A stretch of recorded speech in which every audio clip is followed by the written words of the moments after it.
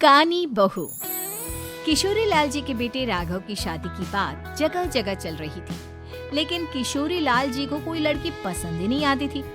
और उसकी एक ही वजह थी, किशोरी लाल जी का लालची होना। उनको लड़की वालों से मोटा दहेज चाहिए था और इसी चक्कर में एक दिन वो एक बहुत पैसे वाले के घर अपने बेटे का रिश्ता लेकर पहुंचे। उस आदमी का नाम था ओम प्रकाश। देखिए किशोरी लाल जी, मेरी एक ही बेटी है और मेरी सारी संपत्ति जायदाद सब कुछ मेरी बेटी नैना का ही है। पापा, नाम से लगता है बहुत खूबसूरत होगी। कितना अच्छा नाम है ना, नैना। ओ, वैसे बात तो सही है आपकी। अब इतना पैसा है, जमीन जायदाद है, इकलौती बेटी, आप भी क्या करेंगे? सब कुछ उसे ही देंगे ना। बिल्कुल ठीक पहचाना आपने। बस बेटी की शादी और सारी जायदाद उसके नाम। पापा, बिना देखे हाँ कर दीजिए ना। इतना अच्छा रिश्ता फिर कहाँ मिलेगा? माला माल हो जाएंगे हम। मैं अपनी बेटी को बुलाता हूँ। अरे नहीं नहीं नहीं नहीं, आपकी बेटी का नाम नैना है, सुनकर ही लगता है बहुत सुंदर होगी। रहने दीजिए अंकल, मैं तो आपकी बेटी के नाम से ही इतना खुश हो गया हूँ कि उसे बिना देखे शादी करने को तैयार हूँ। अब तो मैं उसका चेहरा सीधे शादी के बाद ही देखूंगा। और इस तरह राघव नैना का चेहरा नहीं देखता और उससे शादी कर लेता है। शादी के बाद अपनी सुहाग रात पर जब राघव नैना का घूंघट उठाकर देखता है तो नैना की आंखें बंद थी। कितनी खूबसूरत हो तुम नैना। जरा अपनी आंखें खोलकर मेरी तरफ देखो तो सही। नहीं, मुझे शर्म आती है। अरे, मैंने तुम्हें शादी से पहले भी नहीं देखा और अब अगर तुम आंखें खोलकर मुझे देखोगी भी नहीं तो मुझे अच्छा कैसे लगेगा? इससे पहले कि नैना अपनी आंखें खोलकर राघव की तरफ देखती, अचानक से लाइट चली गई और राघव नैना को पूरी तरह से देख भी नहीं पाया। अगली सुबह नैना राघव के लिए नाश्ता बनाकर लेकर आई। अरे ये क्या?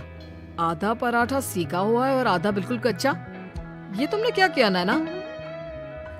बहू, तुमने क्या आधा पराठा तवे से नीचे लटका कर रखा था जो आधा सिका है और आधा कच्चा? मुझे जितना दिखेगा उतना ही तो सीखूंगी ना पापा जी।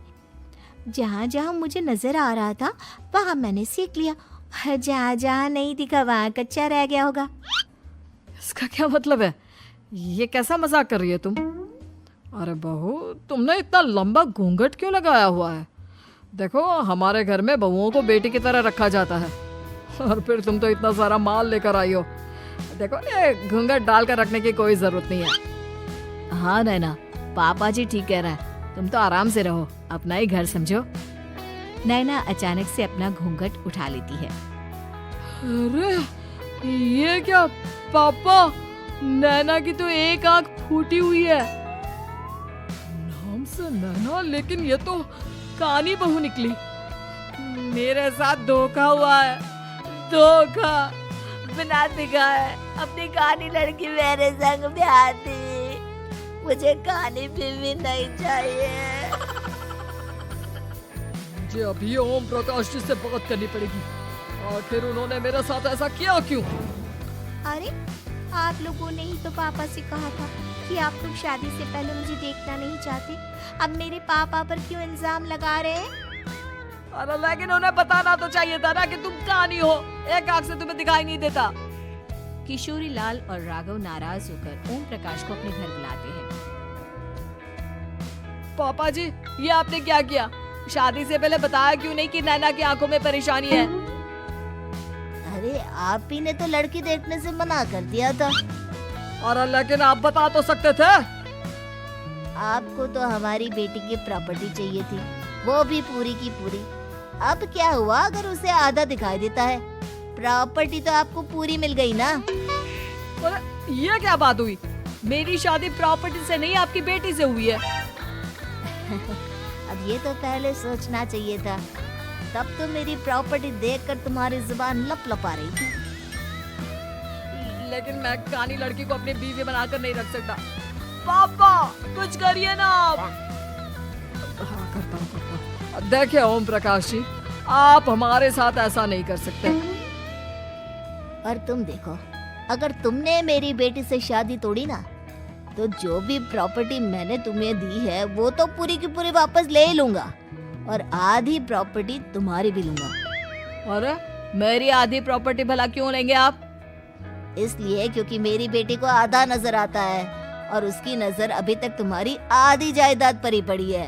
अब तुम उसे घर से निकालोगे तो कुछ तो लेकर जाएगी ना। और अगर हम आपकी बेटी को अपने घर की बहू बनाकर रखे तो? तो तुम्हारी पूरी प्रॉपर्टी तुम्हारी ही रहेगी और जो मैंने तुम्हें दिया है ना, उसमें से बस मैं आधा लेकर जाऊंगा। अरे लेकिन अब आप अपनी दी हुई प्रॉपर्टी में से आधी वापस क्यों लेकर जाएंगे? अगर मैं आपकी बेटी को अपनी पत्नी बनाकर रखने को तैयार हूँ तो? इसलिए ताकि भविष्य में अगर तुम मेरी बेटी को धोखा दो तो उसके पास कुछ तो रहे जो पति का हो। वैसे मेरे पास तो बहुत कुछ है, लेकिन अपने पति की कोई निशानी तो उसके पास होनी चाहिए ना। अब अगर तुमने मेरी बेटी को कानी कहा तो तुम्हें प्रॉपर्टी भी कानी ही मिलेगी, पूरी नहीं। जमाए राजा। किशोरी लाल और राघव समझ चुके थे कि वो बुरी तरह फंस चुके हैं और अब उनके पास वहाँ से निकलने का कोई चारा नहीं है। अब समझ में आया ना, लालच बुरी बला होती है। एक तो तुम्हें प्रॉपर्टी मिली, ऊपर से बीवी मिली, उसमें तुम्हें नखरे भी दिखाने हैं। आए बड़ी, चुपचाप बैठो तुम। कुछ दिनों के बाद नैना राघव की कार लेकर बाजार घूमने निकलती है और जब कार लेकर वापस आती है, ये क्या? एक तरफ से मेरी गाड़ी पूरी खराब हो चुकी है। लगता है तुमने मेरी गाड़ी को किसी दूसरी गाड़ी के साथ एक्सीडेंट किया है। अरे कितना बड़ा नुकसान कर दिया तुमने बहू। वो क्या है ना पापा जी, मुझे एक आंख से दिखाई नहीं दे रहा था, सामने से गाड़ी आ रही थी। मुझे तो सिर्फ आधा ही दिखाई दिया और वो गाड़ी मेरी कार से रगड़ते हुए निकल गई। अब मैं क्या करूं बताओ? आप इसे ठीक कराने के पैसे कौन देगा? तुम्हारे पापा? तुमने मुझसे इस तरह से बात की? अभी रुको। नैना राघव की शिकायत ओम प्रकाश को कर देती है। देखो राघव, अब जो मेरी आधी प्रॉपर्टी तुम्हारे पास थी ना, उसमें से आधी और मैं लेकर जाऊंगा क्योंकि तुमने मेरी बेटी को डांटा। अरे नहीं नहीं पापा जी, गलती हो गई, माफ कर दो। गलती की तो कोई गुंजाइश ही नहीं। अगली बार मेरी बेटी को डांटा तो बची हुई आधी में से आधी और ले जाऊंगा। लालच के चक्कर में हम दोनों ने बहुत बड़ी गलती कर दी बेटा। एक तो तुम्हें कानी बहू मिली और ऊपर से जो माल मिला वो भी काला। इस तरह राघव की हर एक गलती पर ओम प्रकाश उसकी प्रॉपर्टी का आधा आधा हिस्सा लेकर अपना सारा माल वापस ले गया और राघव को कानी बीवी से काम चलाना पड़ा। भाई लालच वाकई में बुरी बला है।